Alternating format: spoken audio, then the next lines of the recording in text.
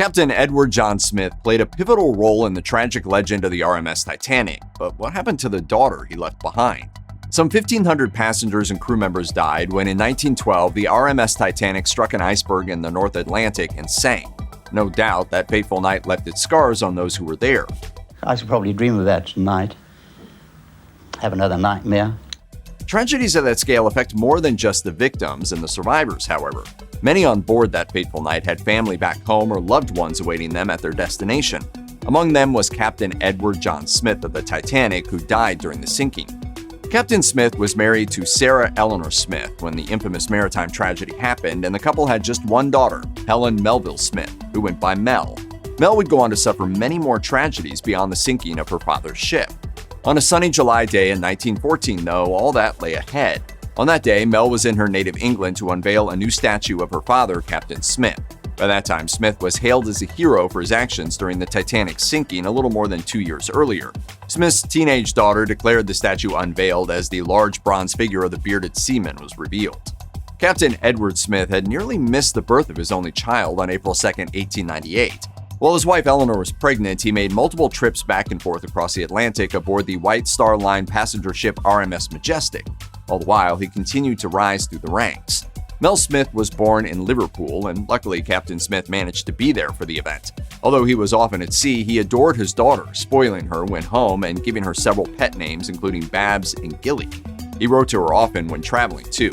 One letter touchingly reveals the depth of the sea captain's affection for his daughter. Smith wrote alongside a bird illustration, "I could not catch a bunny to send you on my letter, so send you this card by this little bird." Mel was nearly 14 when her father's new ship, the Titanic, set sail on its maiden voyage. She would never see her father again. Various survivors offered several accounts of what befell the captain as his ship sank into the icy North Atlantic in the early morning of April 15. One crewman, for example, recalled seeing Smith swept off the deck before swimming back and going down with his ship. The loss of her father at such a young age turned out to be just the first of many tragedies that befell Mel Smith. On April 26, 1931, Mel's mother, and Captain Smith's widowed wife, was crossing a rain-soaked London street with her umbrella blocking her view. A cab struck her, and the 69-year-old died from a fractured skull 2 days later. By that time, Mel had already lost 2 husbands. Her first, Captain John Gilbertson of the British Merchant Marines, died of a tropical disease. Her next husband, a stockbroker named Sidney Russell Cook, died of a self-inflicted gunshot wound. Cook and Mel's children also died young.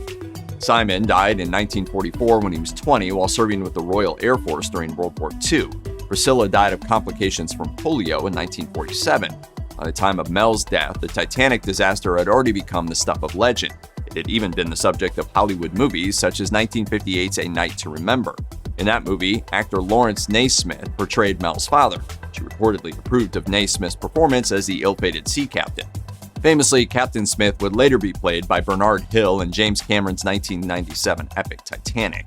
Sadly, when Mel died in 1973, she left behind no children, essentially putting an end to her and Captain Smith's genetic line.